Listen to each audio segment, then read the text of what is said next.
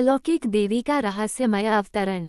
सुदूर अंतरिक्ष के किसी पह से पृथ्वी की टोह लेने के लिए आने वाली उड़न तस्तरियों के प्रत्यक्ष दर्शन और अनुभूति के अनेक प्रसंग चर्चा के विषय रहे हैं। उसी सिलसिले से जुड़ा प्रस्तुत प्रसंग सच होते हुए भी सर्वाधिक रहस्यमय एवं अलौकिक है। उस दिन विस्मय विमुग्धा जनसमूह ने एक निराला ही दृश्य देखा। भय और आतंक का ऐसा वातावरण छा गया कि लोगों ने घुटनों में अपने सिर छिपा लिए। अंतरिक्ष से किसी अज्ञात वस्तु के अत्यधिक वेग से पृथ्वी के वायुमंडल समेत प्रवेश करने की दूर घटनाएं अनेक बार हुई है, जिनका रहस्य अभी तक खुद नहीं पाया। कभी कभी तो ऐसी वस्तुएं पृथ्वी और मनप्य के निकट से होकर गुजर जाती हैं। इस तरह का एक वाकया 31 मार्च 1956 को हुआ था। विक्सबर्ग, मिशिगन, अमेरिका की एक फैक्ट्री का कर्मचारी एवाई रात की ड्यूटी के बाद भोर में कार से घर लौट रहा था। अचानक उसे अपनी कार के नजदीक आती हुई एक सफ़ेद रोशनी दिखाई पड़ी। रोशनी गोलाई लिए हुए और चकाचौंध कर देने वाली थी। वह रोशनी जब कार के एकदम पास से होकर गंजरी तो हवा के इतने तेज झोंके लगे कि कार बुरी तरह झकोर उठी। कुछ ऐसी ही भूति टेक्सास के डिप्टी शेरिफ रॉबर्ट गोडे को भी हुई थी। सन 1965 के सितंबर मास की बात है। किसी काम से वह अपनी पेट्रोल कार से जा रहे थे कि उन्हें लगा कोई बड़ी चीज बड़ी तेजी से उनके करीब आ रही है। ठीक से उसे देखने के लिए वे कार की खिड़की के करीब झुक गए। उन्होंने तुरंत उस अजात गतिशील पिद से निकलती हुई गर्मी की लहर का अनुभव किया। फिर वह पिद अदृश्य हो गया। गोडे महाशय कभी उस अज्ञात वस्तु का रहस्य समझ नहीं पाए। रॉबर्ट गोडे ही क्या, दुनिया में बहुत से लोगों को ऐसे विचित्र और अलौकिक अनुभव हुए हैं कि वे उससे विस्मित हुए बगैर न रह सके। लेकिन क्षण भर में अपना चमत्कार दिखाकर अदृश्य हो जाने वाली ऐसी चीजें आज तक रहस्य बनी हुई हैं। ऐसे ही अलौकिक, चकाचौंध रोशनी वाले, आकाशीय, गतिशील पिदों को यूएफओ, अनआइडेंटिफाइड फ्लाइंग ऑब्जेक्ट्स या फ्लाइंग सॉसर यानी उड़न तश्तरी जैसे नाम दिए जाते हैं। आमतौर पर यही माना जाता है कि ये अज्ञात उड़ने वाली चीजें मदर अंतरिक्ष के किसी ऐसे ग्रह से आती हैं जहां इस पृथ्वी की अपेक्षा कहीं बहुत अधिक विकसित जीवन है, और ये उड़न तश्तरियां अति सूक्ष्म एवं शक्तिशाली सोजी उपकरणों से युक्त यान हैं। लेकिन ये सब अभी अनुमानों पर ही आधारित बातें हैं। यहाँ हम ऐसे ही एक अलौकिक अनुभव और रहस्यमयी दिव्य घटनाओं की कथा प्रस्तुत कर रहे हैं, जिनके प्रत्यक्षदर्शी लोगों की संख्या हजारों में थी। पुर्तगाल की फातिमा घाटी में बसी हुई एक छोटी सी जगह है, कोवा दा आयरिया। ये वह जगह है जहां उड़न तश्तरियों की सर्वाधिक रोमांचक और अलौकिक घटनाएं हुई हैं, जिनकी इस शताब्दी में और कोई मिसाल नहीं मिलती।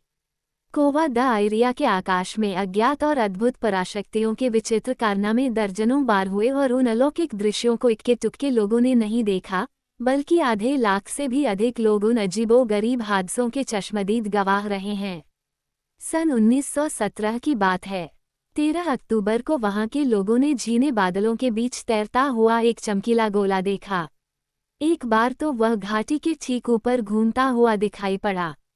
हजारों की संख्या में लोगों ने उसे देखा। फिर हजारों लोगों ने उस गोले से गुलाबी पंखुड़ियों की वर्षा होते देखी। गोले से झरते ही गुलाबी पड़ियां नष्ट हो गई। कोई उन देशने बालों तक पहुंच ही न सकी। ये सब इन्ने आनंद फानन में हा कि लोग समझ ही न नके कि अमल में मामला पया था। फातिमा में हुए संपूर्ण घटनाक्रम की मतधार भी 3 चर्चा लमी हांज मेटोज और उसकी 2 चचेरी बहनें प्रमिको और जेकिन था माँ थीं। उन नीना बच्चियों ने अज्ञान लोक की उन देवी और फातिमायामियों के बीच संपर्क का काम किया था। घटना की शुरुआत काट इस तरह हुई थी कि एक दिन तीनों बच्चियों में पाम के एक पेड़ के ऊपर एक अद्भुतमी छाया को उतरते देखा। क्षण भर में ही पेड़ की हानियां कातिम अंदाज में हिलने लगी, जैसे तेज आंधी ने उन्हें बड़ी नर झकझोर कर रख दिया हो। 13 मई 1917 की बात है। तीनों बच्चियों ने अपनी आंखों के सामने एक अलौकिक देवी की प्रकट होते देखा। उग देवी ने मिवा इसके कि वह स्वर्ग में आई है। अपने वाचन काट भी नहीं बताया। इस बारे में जानकारों की दलील यह है कि कवाचिन उन नारी छाया ने अपने को ऊपर आकाश या 10वें लोक ग्रह में आई बताया होगा, पर धार्मिक वातावरण में पली उन रवाच्चयों ने अपनी बांचर याद में उनका अर्थ मवर्ग लगाया। पहली ही बार के अवतरण में देवी ने ठीक उसी समय वहीं आते रहने को कहा जहां यक्षियों की उनमें पहली मुलाकात हुई थी। उस देवी का अलौकिक प्रभाव बच्चियों पर इस कदर पड़ गया था कि वे आज्ञाकारी भक्तों की तरह हमेशा देवी से मुलाकात करने आती रही। सिर्फ एक बार उन मुलाकातों में व्यवधान पड़ा, वह भी बच्चियों की गलती में नहीं बल्कि एक झटकी प्रशासक की दखलंदाजी में। हाँ, चच्चियों ने जब अपना अनुभव और देवी से संपर्क की बातें बड़े बुजुर्गों को मुनाई तो उन्होंने इन्हें बच्चों की नादानी करार देते हुए बच्चियों को एक कमरे में बंद कर दिया, न कि इस मूर्खतापूर्ण प्रकरण का अंत हो जाए। लेकिन आपको ये जानकर नांजय होगा कि बच्चियों की अनुपस्थिति के बावजूद 13 अगस्त को वैसी घटना हुई। मैकरों लोगों ने हल्के विस्फोट की आवाज़ सुनी और फिर तेज रोशनी हुई। उन पेड़ के पास मफंद बादल दिखाई पड़े जहां देवी रवाक्षयों से हर माह मिला करती थी। प्रत्यक्षदर्शी लोगों के अनुसार उस देवी ने लगभग 10 मिनट तक बच्चों की प्रतीक्षा की, फिर तेजी में आकाश में विलीन हो गई। इस बीच लोगों ने आसपास को पहले गहरे लाल रंग का, फिर क्रमशः गुलाबी, पीला और अंत में नीला होते देखा।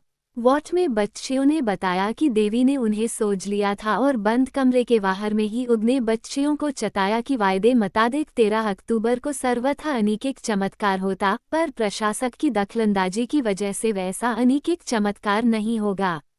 फिर भी अगली 13 अक्टूबर को जो कुछ भी घटित हुआ और 70,000 में श्री आंधक लोगों की उत्साहित भीड़ ने जो कुछ देखा वह भी किसी चमत्कार से कम नहीं था।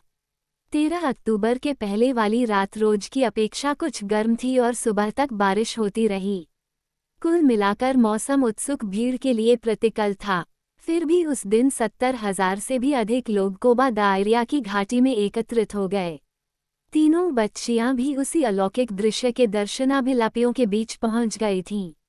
अलौकिक देवी को अपनी आंखों से देखने के लिए उत्सुक भीड़ व्यग्र और अधीर होती जा रही थी। ठीक दोपहर के कुछ ही क्षणों बाद देवी का अवतरण हुआ। बच्चियों से थोड़ी बातचीत करने के बाद एकाएक वह आसमान में विलीन हो गई। लसी ने चिल्लाकर आसमान में लुप्त हो छाया की ओर इशारा करते हुए भीड़ का ध्यान आकर्षित किया, ताकि जिज्ञास नर नारी ठीक से देख सके कि आसमान में क्या घटित हो रहा था। पूरे 70,000 लोगों की भीड़ ने मोती की तरह चमकती हुई एक तश्तरी देखी। वह तश्तरी रूप और आकार में कुछ ऐसी थी कि लोगों ने वही समझा कि मानो सूरज ही धरती पर उतर आया हो।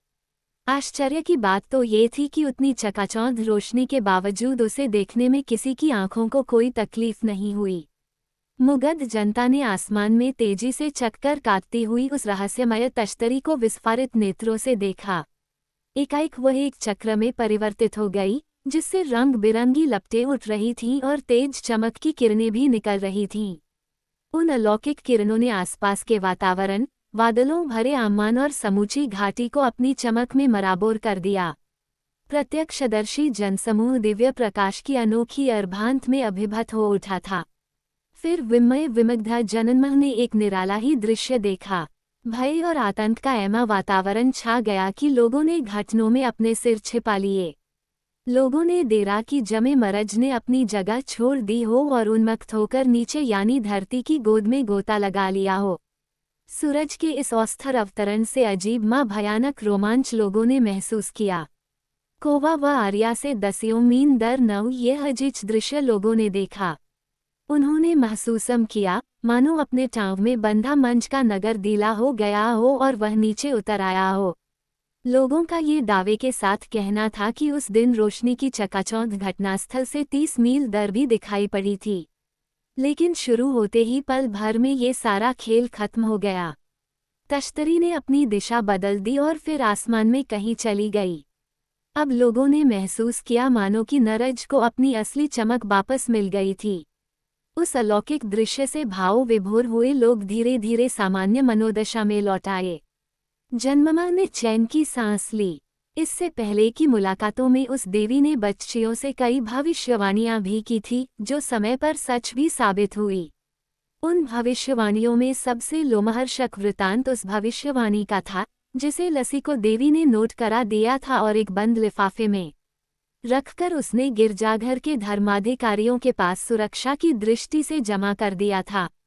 देवी की हिदायत थी कि उसे सन 1960 से पहले न पढ़ा जाए। समय पूरा होने पर कुछ भरोसे के लोगों के सामने सीलबंद लिफाफा खोला गया और देवी का मंदेश पढ़ा गया। पर अफसोस कि यह बात जनता को बताई नहीं गई। ऐसी क्या भविष्यवाणी थी उसमें, यह आज भी रहस्य ही है।